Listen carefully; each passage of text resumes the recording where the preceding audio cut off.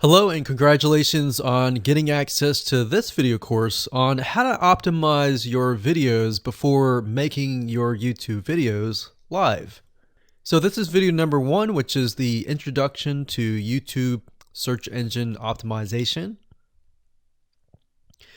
So I want to first start out by saying the goal is to focus on doing the right amount of keyword research and video file automation before actually uploading any of it to YouTube. So essentially this is all about what most people forget about doing before making their YouTube video live. Because if you think about it, most people think about, okay, what do I do after I upload this video? They don't really think about what they have to do before making it live. So this is not about what you can do afterwards, as that is a totally different focus, but rather before. So besides simple optimization, you really need to know that YouTube ranks the videos that people watch the longest. Meaning, let's say for example that we have a 10-minute video. YouTube looks at that video. They look, yes, at the likes, dislikes, and comments, but they also look at, okay, do people actually watch most of this video? And based on, let's say, 1,000 views, how many of those 1,000 views actually watched either 50% or 100%, or how many minutes total? 1,000 times how many minutes was watched. So they really look at how long people watch the videos as a whole. Meaning the more viewers and the longer that they watch, that will get you ranked up further and further up. So instead of focusing on, spammy tactics, tons of backlinks, and all of that, our goal here is to really focus on the user experience. So what I want to do now is give you a quick overview of what's inside this video course. This is, of course, video number 1. Video number 2 is going to be about competitive research, or in other words, researching your competitors to kind of get a better idea of why YouTube is ranking those videos. Video number 3, we'll talk about highly searched keyword terms and how you can find those for your product or service or whatever you're trying to promote. Video number 4, we'll talk about your title and your description.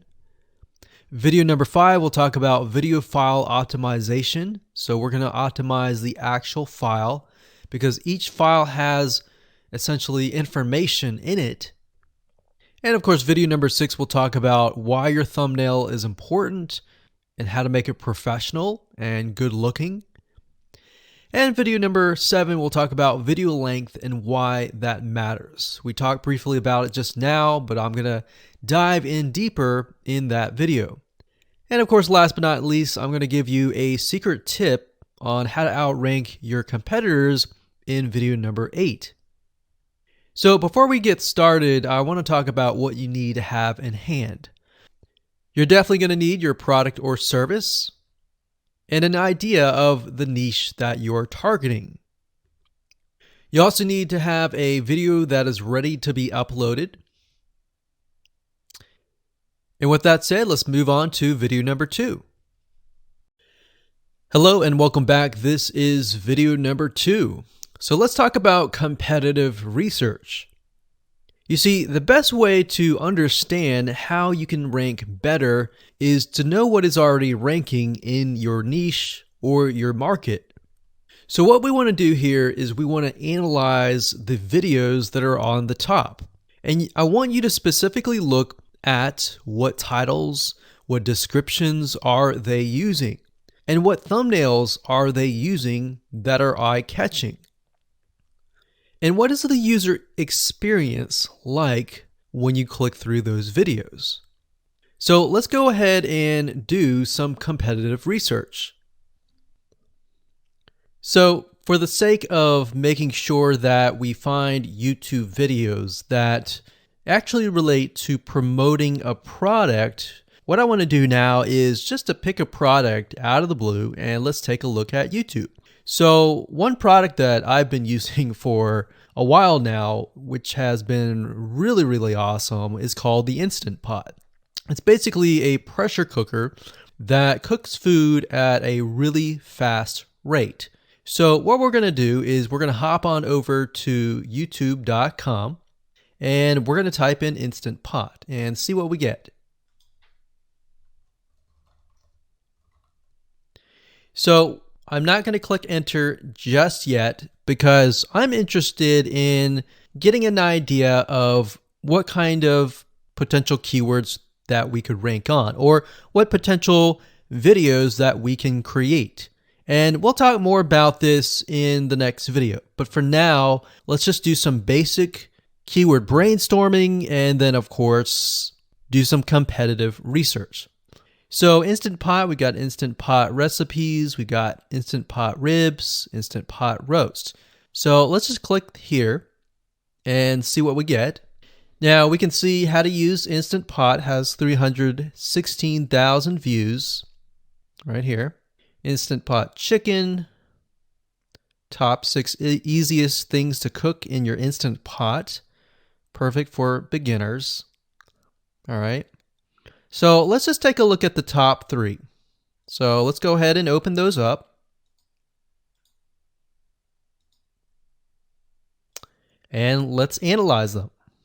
So the first one is this one here. And let's pause the video. We'll skip the ad. All right.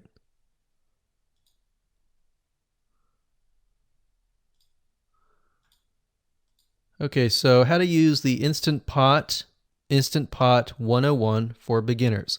So if we think about the type of audience that the Instant Pot attracts, it attracts somebody who has a busy life, who may be a beginner at cooking and just wants a quick and easy meal done fast.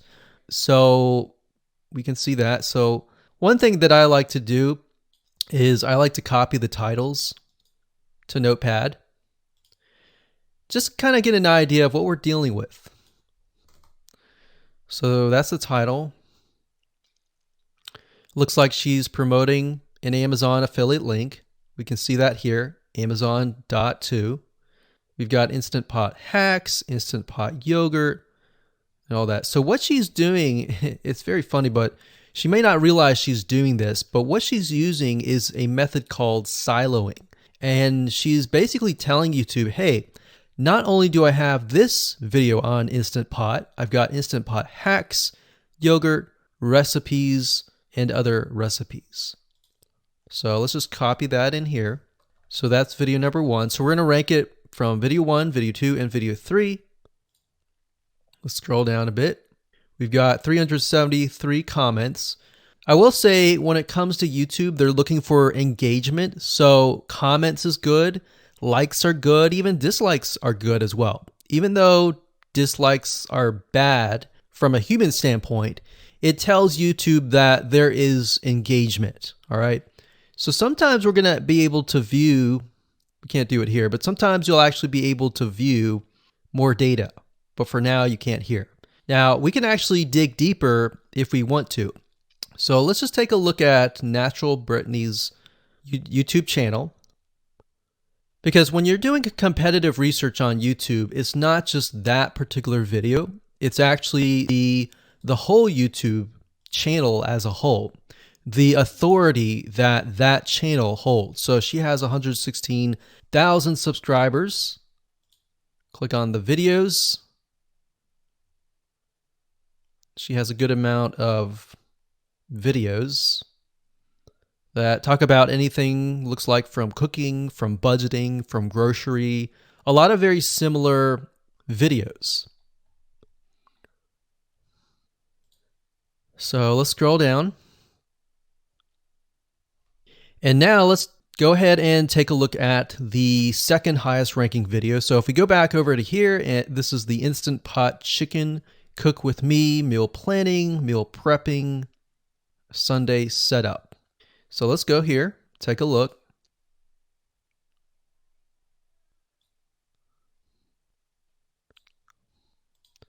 Okay, let's see here. So it's a 20-minute video, all right? And it has 658 likes, 5,000 views.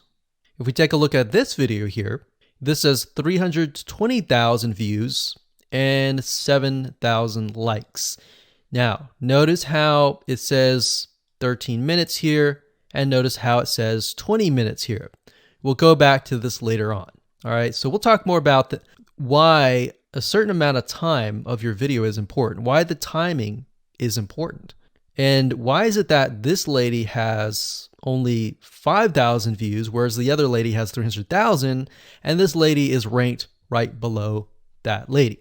All right. So why is that important? And why does that correlate to the time? So we'll talk more about that later on. But for now, let's just do competitive research.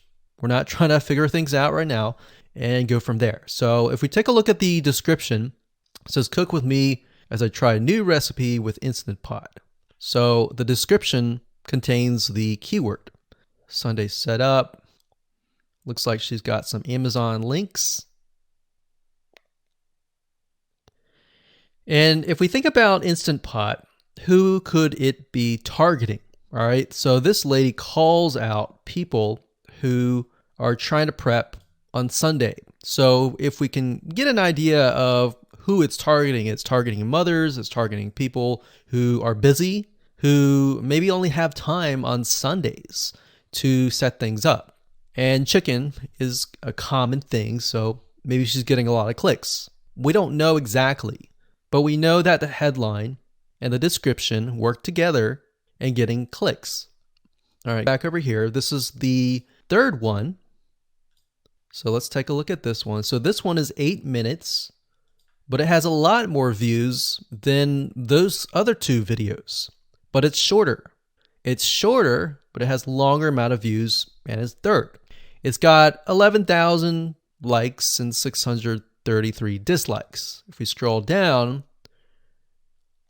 we can see that it has more comments than the first one. So why is it that the first one is number one and this one is the third one and it has more views and more comments? Well, we don't know exactly why, but I have a hunch as to why that is, which we'll talk more about ranking and what Google and YouTube is looking for later down the road. So that's that. Let's just copy that title. And I'm going to go ahead and pause this video and we'll copy and paste that information to the notepad. Okay, so I went ahead and copy and paste the information. So this is video 1, this is video 2, and this is video 3 down below. So let me make this bigger. So we have this information. So as we're kind of analyzing the competitor, we want to save this for later, but can you kind of see a similarity here? So this is calling out the target audience. This is calling out the people who are busy, essentially. And top 6 ways, top X ways, top certain number ways is always a good title. So perfect for beginners. So if you can imagine, we already see that this title has beginners. This one's calling out perfect for beginners. And this one essentially is calling out people who are busy. So it's a target audience. So that's key. So having this in hand gives you a better idea on what potential titles and descriptions that you can have. Now, you can do some deeper dive competitive research using specific tools. And one specific tool is called Social Blade. So that's socialblade.com, as you can see here. And I like to use this to kind of get a better idea of the YouTube channel as a whole. Because what you're trying to figure out is, did this person rank because their channel as a whole has a lot of traffic? Or did this person rank simply because of the titles and the description? So there's many factors that come involved, but let's take a look at Naturally Brittany. So let's go ahead and copy this. And you basically want to come here and type in the username of the YouTube channel. So we'll go ahead and click this here. Okay, so we can see here that this is Naturally Brittany, 116,000 subscribers. She's got 19 million video views. So that kind of gives us an idea of how easy it is to break through. Is it easy? Is it going to take a little bit work or what? So let's just go ahead and open her up, and let's do the same thing with the other videos. So this one is marriage and motherhood. We got that here. So she has 7 million video views. So it's about half of what we saw earlier. And this one is called Six Sisters Stuff. And this one has about 9 million video views.